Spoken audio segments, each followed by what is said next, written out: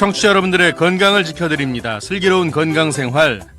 오늘은 예고해드린 대로 좌골 신경통에 대한 이야기 좀 나눠보겠습니다. 잘못된 자세로 오랫동안 일을 하다 보면 이 좌골 신경통이 발생할 수 있다고 하는데요.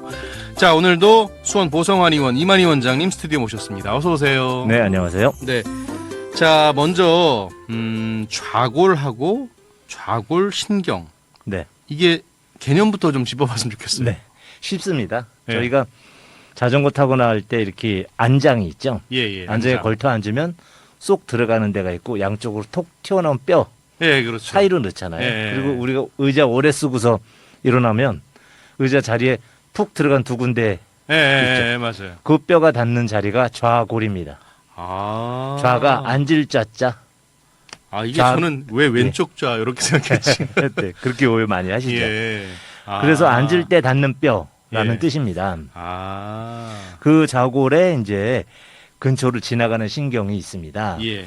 그 허리 신경의 두 군데, 4번 허리가 5개거든요. 예. 허리뼈가 거기서 나오는 4번, 5번 신경과 그 밑에 이제 꼬리뼈 쪽에 천골이라는 데에 1번, 2번, 3번 이렇게 5개의 신경이 한꺼번에 해서 다리의 뒤쪽으로 지나가게 되는데 사람이 갖고 있는 전체 신경 중에 가장 긴 신경입니다. 아, 그래요. 그러다 보니까 운동이라든지 어떤 동작에 의해서 예. 많이 손상이 잘 되기도 하고요.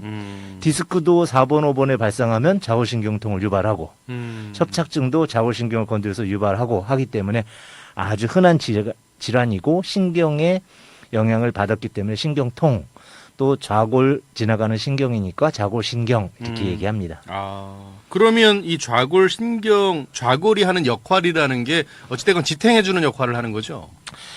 뒤쪽에 있는 저희가 네. 이제 운동선수들이 햄스트링 아, 예. 많이 다치죠. 그렇죠. 햄스트링이라는 게 이제 그 반막 양근, 반건 양근, 그다음에 그 대퇴 이두근 뒤쪽에 그 굵직한 근육이 허벅지에 예. 3개가 있는데 그 세 근육을 당기고 밀고 하는 동작을 그 이 신경이 다 담당하고요. 아. 또 오금이라 그랬죠. 오금 타고 내려가서 종아리에 있는 가자미근 같은 그 비복근의 종아리근의 움직임을 또 좌우하는 것도 바로 이 좌골 신경입니다. 아, 방금 말씀하신 오금은 우리가 오금이 저린다 할 때 쓰는 그 오금이 그렇습니다. 맞는 거죠? 네, 오금이 저린다는 게 예. 뭐 약간 긴장하거나 어떤 저기 상태일 때 예. 무릎에 힘이 빠지는 거거든요. 아. 힘을 주고 싶은데 못 주는 아.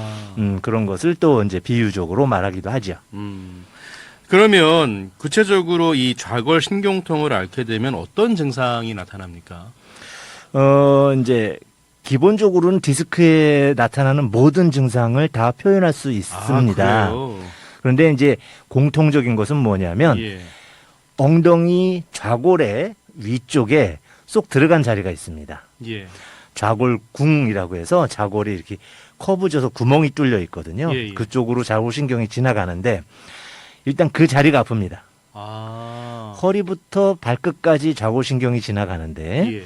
허리부터 아프신 분도 있고 그 엉치 부위도 같이 아프신 분이 있지만 반드시 그 엉치 부위가 아픈 통증을 수반하게 되어 있고요.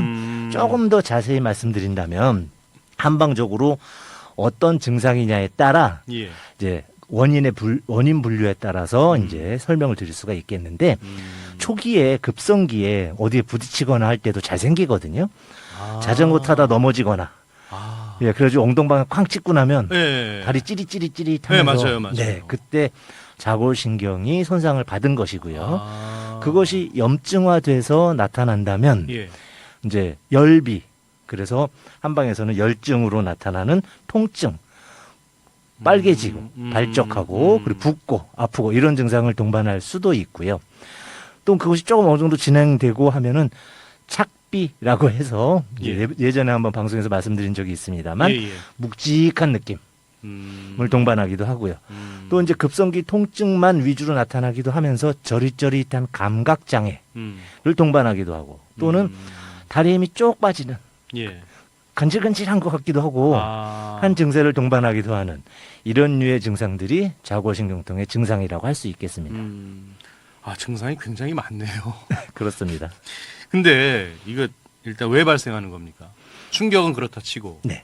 여러 가지가 있는데 디스크에서도 발생을 하고요. 아. 4번, 5번 디스크가 발생을 예, 하면 예, 우리 자골신경을 이루고 있는 신경이니까 예. 그 부위의 눌림 동작에 의해서 신경근 장애, 신경 뿌리 장애가 생기고 그것으로 인해서 발생하기도 하고요. 예. 두 번째, 협착증이라고 하죠. 예, 예. 척추의 공간이 좁아지면서 오게 되는 척추강 협착증에서도 또 신경을 누르니까 올 수가 있고요. 또 밑으로 내려오면 예.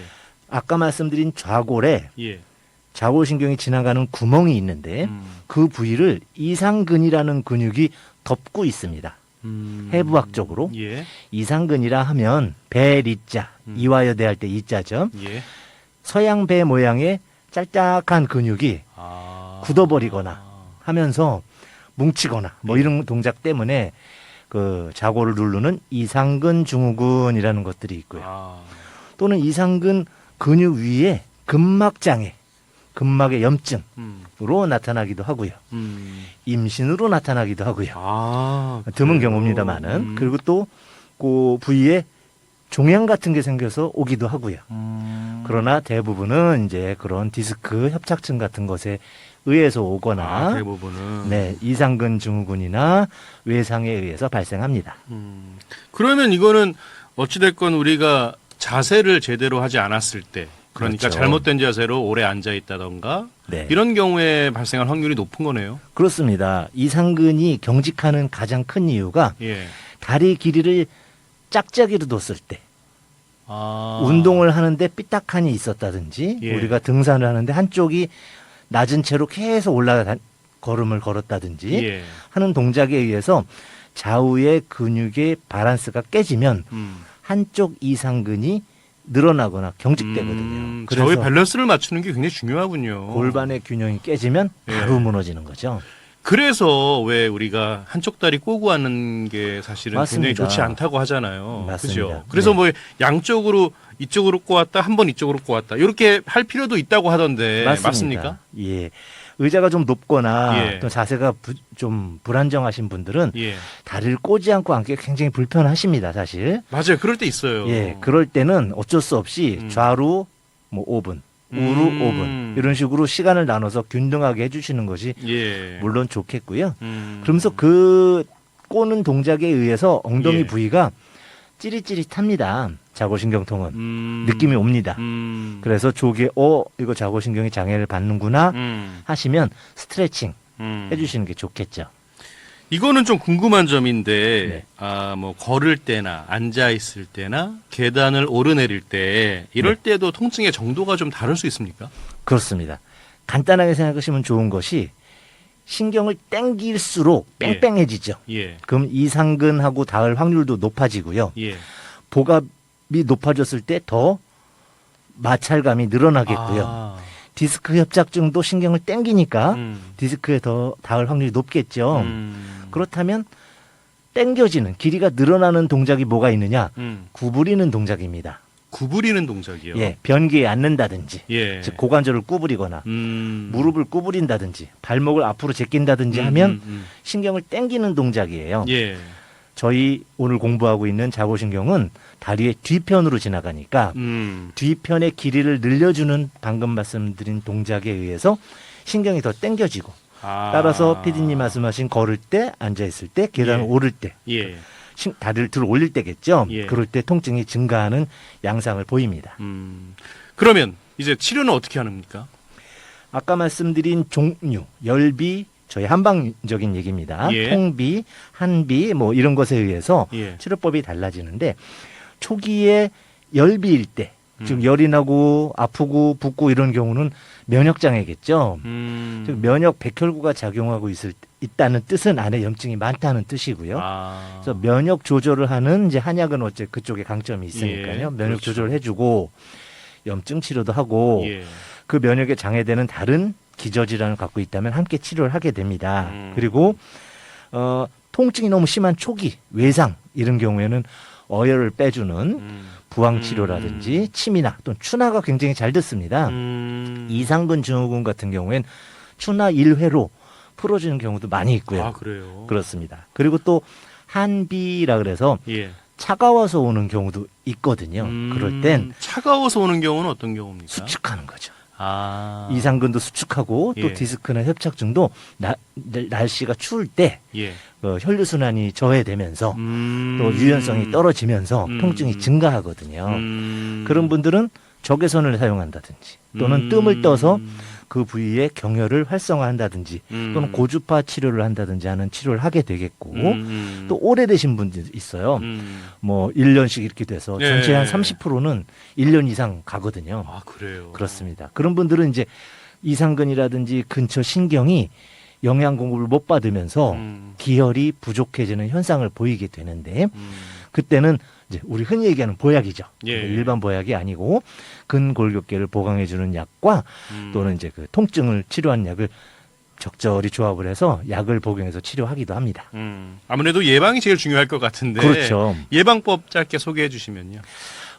사실 예방이 되는 것은 아니고요. 아, 이제 그래요? 외상을 조심해야 되지만 물론 예상. 디스크나 협착증이 안 생기게 해야 되는데 그것은 예방이라 하기는 좀 어렵죠. 그러나 평상시에 스트레칭을 포함한 근육 운동 많이 해주시고 예. 운동을 좀 많이 해주시되 외 부상을 방지하는 슬기로운 운동 생활 해주시면 좋겠고요. 그리고 이제 체중을 좀 예. 관리하셔야 됩니다. 체중 관리. 체중이 많이 예. 늘면 이제 올 수가 있죠. 적절한 자세도 중요하겠습니다. 알겠습니다.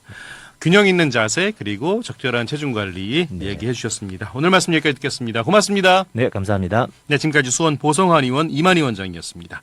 저는